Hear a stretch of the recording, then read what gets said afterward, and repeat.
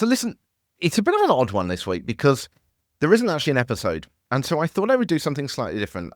But first of all, let me tell you why there's not an episode. It's because when I started reaching out to agencies and comms organizations to ask to take part in this and in this new sister show that we've got, it was interesting that some of them were very, very, very keen to appear in the sister show.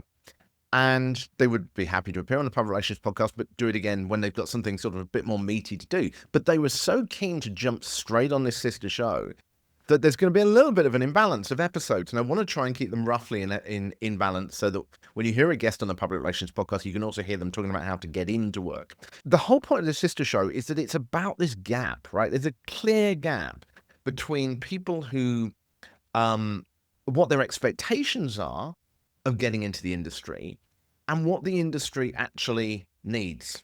Now, it's interesting. Some of the people I've been speaking to actually run their own sort of training courses to try and kind of fill that gap.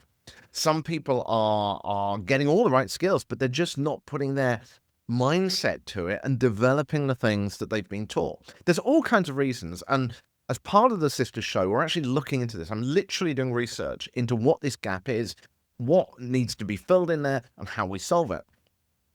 So it's covering from both sides of this. But what I thought I would do in this particular one is to actually give some tips from the interviews that I've done so far if you are looking to develop your career. If you're from an agency or a comms organization, then still check out the website for getting a job in PR, because I really want your help to tell me and help the listeners understand what it is that you need, what is missing. As well, have a listen to some of those episodes that are out there already with some of the people that I've been speaking to, and you'll hear that they're really open and honest. It's a great opportunity for us to actually discuss this problem and try and see if we can find some ways of sorting it out. So let me talk then. If you are trying to get into a job, then I actually have this tool that plans the entirety of the Public Relations podcast. So the first one was a tip about working out whether you really are cut out for PR. Now, a lot of people I know get really excited about the idea of entering the comms industry, and it seems exciting. It is exciting, but it can be tough.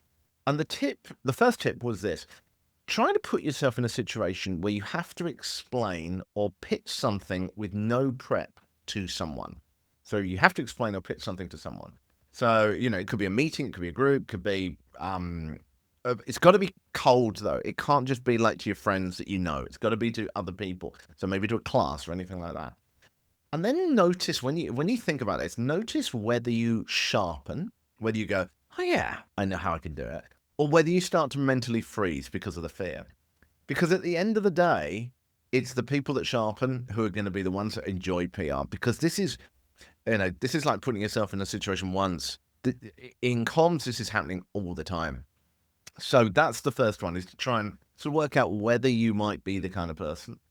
All these tips, by the way, I'm gradually gathering. And the goal of this is to start writing articles about what you need based on the research. I emphasize based on the research because there's an awful lot of opinion stuff out there. So based on the research, and even actually develop a book on it as well.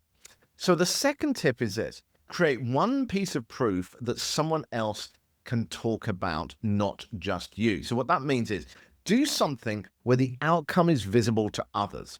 So, you might go and promote a local charity or a local society or something like that, but it's coming up with something that shows that you can get a post out there that got picked up.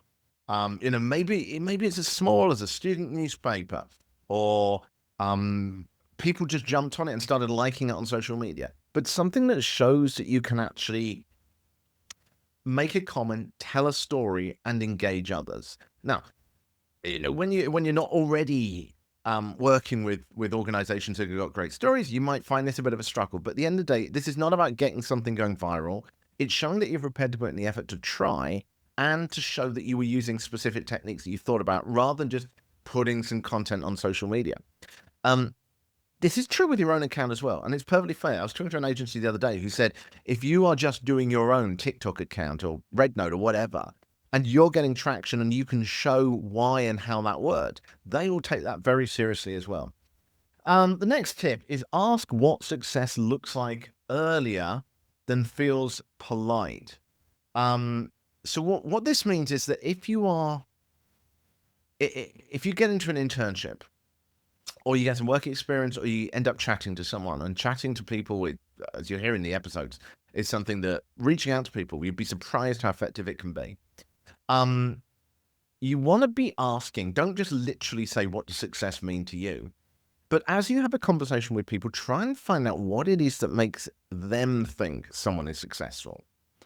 And the reason for this is because, as I found doing the interviews, is you will often find that they'll say something like, well, we like someone who's curious. But what is curious? What actually is it? I had a really good chat with an agency last night about this.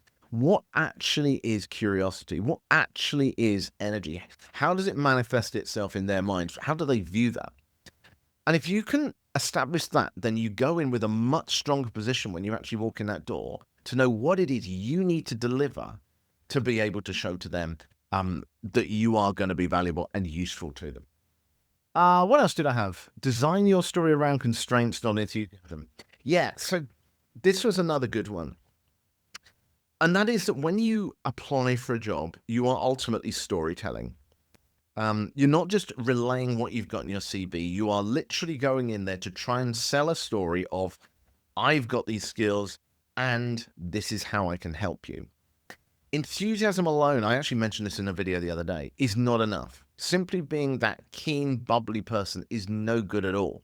Enthusiasm means someone actually asks questions who, based on research that they've done. So one example that keeps coming up is people say they love people that have gone home and had a look at the information about the industry or the client that they're pitching to and found out new information, found out something different, found out how it works, that the complexities of the business of the client you're approaching.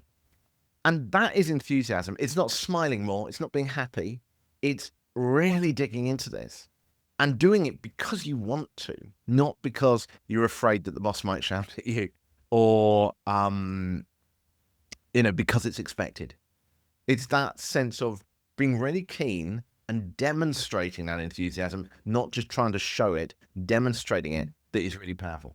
And the final one I had was, and it sounds obvious, but it comes up again and again, is you want to optimize yourself for being easy to work with before being impressive. The danger with impressive is that you get people that sometimes go in and they'll say, I can do this and do that, and they're too pushy. And while every organization I've spoken to wants people to be ambitious and they want people to help out and they want people to say, I can do that for you, I can do that for you, there's a way of doing it which is not aggressive or bullshit. One of the ways, in a simple way, is that when you go in there, you don't say, yeah, I know I applied for this job, but I actually want this, which is a terrible way of doing it.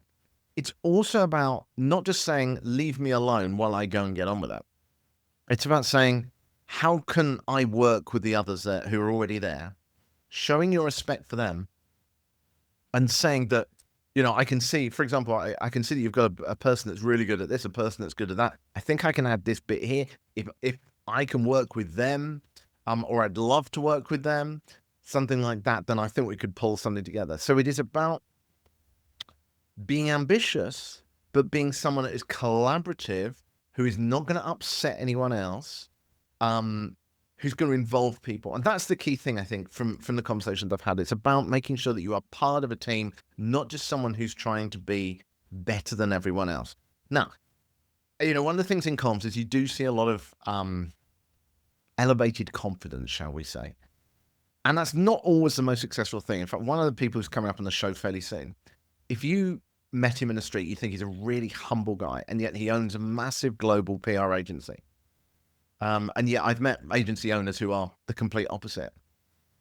But you can't help but be naturally drawn to the one who seems like someone who is listening to you, who's interested, who wants to discuss things. And particularly when you're starting out, when there's a danger of upsetting the other egos in the office, being easy to work with is a crucial one. There are just so many things I could share with you. I've just got a ton, and I've only done a few interviews so far, and there's loads more. I just can't believe how many people, how many agencies and organizations are coming forward to take part in this. So, as I say, I'll be giving more of these tips on social media platforms, and also, once I've got enough, I'm going to start trying to write some articles, see where I can place those. Classic PR, isn't it? To try and help Not just people who are trying to enter the industry, but the industry itself, but also educators as well. And as I think you know, I'm an educator myself now. I do some of that too. How can we all come together to help to fill in this gap? Because there's, PR and comms is such an exciting industry.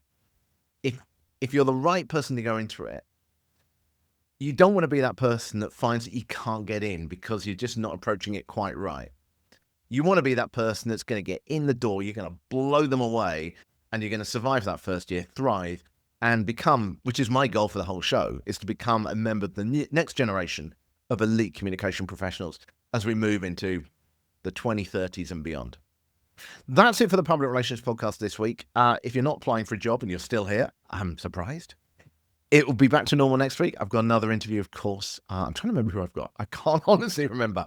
I will let you know in social media updates. Have a good week in the meantime.